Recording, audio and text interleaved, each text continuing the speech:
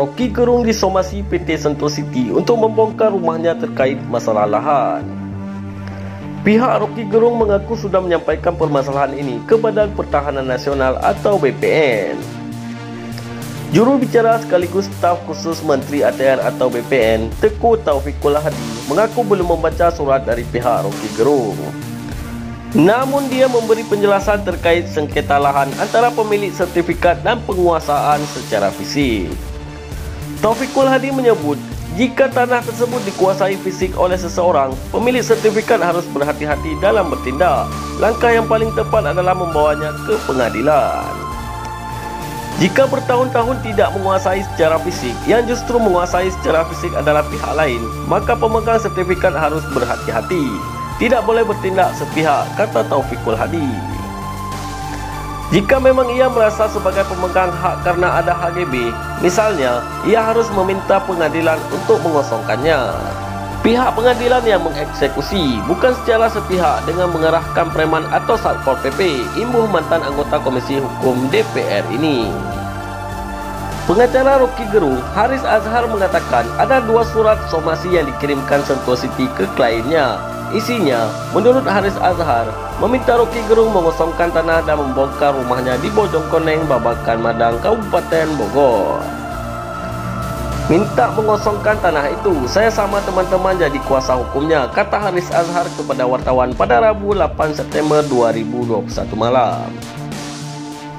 Somasi itu diterima Rocky Gerung pada 28 Juli dan kedua pada 6 Agustus. Menurut Haris, Rocky Gerung sudah belasan tahun menempati lahan tersebut. Lebih jauh, Haris Azhar mengatakan pihaknya telah membalas somasi itu. Pihaknya juga melaporkan perkara ini ke Badan Pertahanan Nasional atau BPN. Dalam somasi yang dilayangkan PT Sentul City itu, Haris Azhar menjelaskan ada 3 tuntutan mereka. Pertama, Sentul City memperingatkan Rocky Gerung bahwa pihaknya pemilik sah tanah seluas 800 meter persegi di RT 02 RW 11, Kelurahan Bojongkoneng yang tertuang dalam FHGB nomor 2411 dan 2412. Kedua, akan ada tindakan tegas atau dugaan tindak pidana jika Rocky Gerung memasuki area itu. Ketiga, Sentul City juga bakal merobohkan bangunan dengan meminta bantuan Satpol PP jika Rocky Gerung tak mengosongkan tanah itu. Dalam situs resminya, PT Sentul City Tbk menyebut berencana memanfaatkan lahan sesuai dengan master plan. Lahan yang dimaksud berada di desa Bojongkoneng. Dalam rencana memanfaatkan lahan, kami didukung penuh oleh warga desa setempat. Sebagaimana sudah terbukti selama ini telah memajukan desa sekitar, jelas kuasa hukum PT Sentul City Antoni dalam keterangan di situs resmi Sentul City.